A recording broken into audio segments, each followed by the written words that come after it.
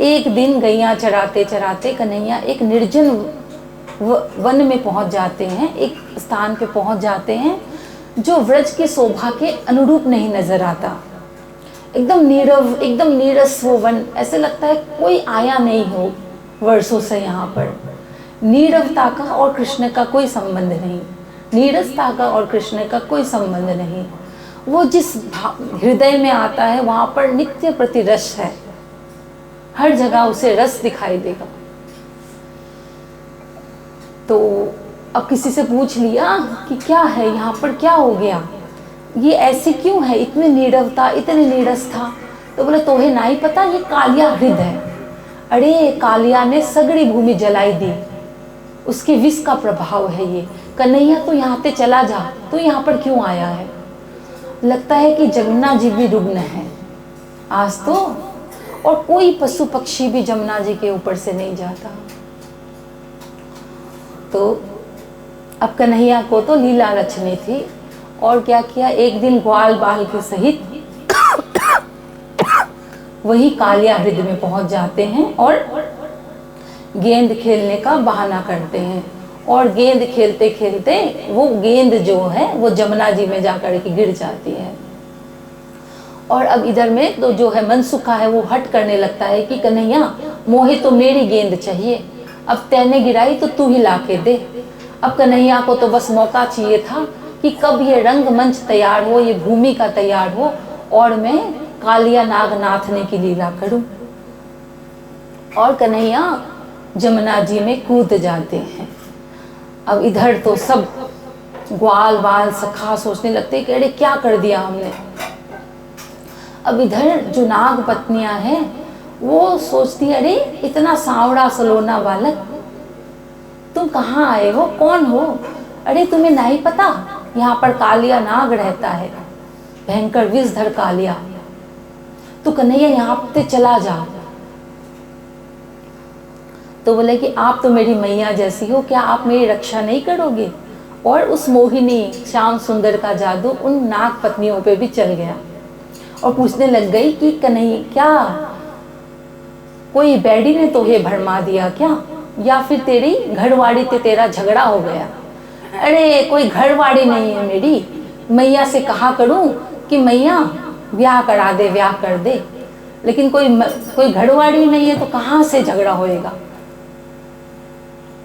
तो बोले अच्छा तो फिर क्या हुआ, क्या तू मणि खजाना लेने आया है, मणि माणिक्य लेने आया है, क्योंकि सांपों के पास तो मणि होता है तो बहुत सारा, तो जितना चाहिए सब ले जाओ। तो बोले नहीं नहीं। तो बोले किस ले आए हो। अरे मैं तो बहुत उद्यमी हूँ, जब वो जो मथानी है ना, वो जो रस्सी है मथानी में लगती है, मैं तो बहुत उद्यमी हूँ, कभी मथानी की डोरी तोड़ दूँ, कभी मथानी तोड़ दूँ, कभी मटकी फोड़ दूँ। तो इस बार मैंने सोचा कि ऐसी रस्सी डालूंगा कि कभी वो डोरी टूटेगी नहीं, तो मैं नाग की रस्सी। तो बोले अरे ये तो कैसा बालक है, नाग को रस्सी समझ रहा है। अरे रस्सी तो तोहे और दे देंगे। अरे पूरी बात तो सुन, थोड़ी सी की तो मथाने में डोरी डाल दूंगा और बाकी बोले राधा रानी झूला झूले तेरे नाक के डालूंगा डोरिया। राधा रानी झूला झूलती है ना, वो डोरी उसकी नाक की बनाऊंगा। अब तो समझ गए सर नाग पत्नियां, और अपने पति को उठाती है, फूंकार मार करके नाग कालिया उठ जाता है। और इधर में सबका, मैया का, बाबा का, सब ग्वाल बालों का रो रो कर बुरा हाल है। मैया तो मूर्छित हो जाते हैं और एक दाऊई है जो सबको समझाते हैं। और इतने में ही कन्हैया ताथैया करते हुए जमुना जी के तट के ऊपर प्रकट हो जाते हैं। बोलिए नाग नथैया की। देखो कालिया के फन पर नाचत कन्हैया, देखो कालिया के फन पर नाचत कन्हैया, नाचत कन्हैया, देखो नाचत कन्हैया, नाचत कन्हैया, देखो नाचत कन्हैया, कालिया के फन पर नाचत कन्हैया, देखो कालिया के फन पर नाचत कन्हैया।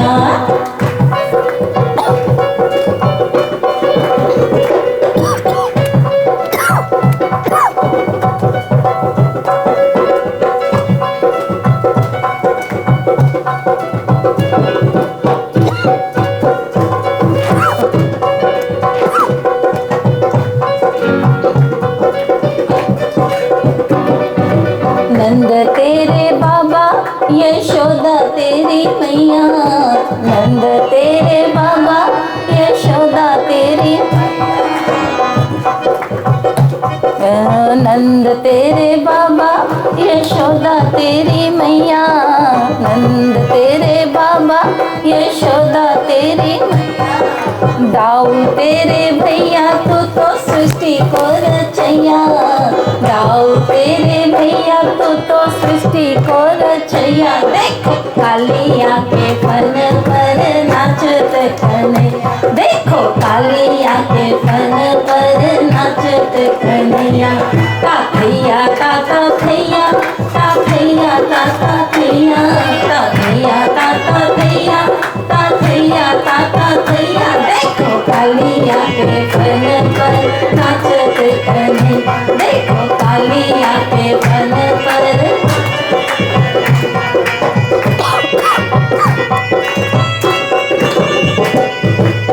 और इधर स्वर्ग में अवस्थित देवी देवता यक्ष किन्नर और आज तो सदा समाधि में रहने वाले भूत भावन शंकर भी नृत्य करने का लोभ स्मरण नहीं कर पाए और डमरू उठा करके नाचने लगते हैं।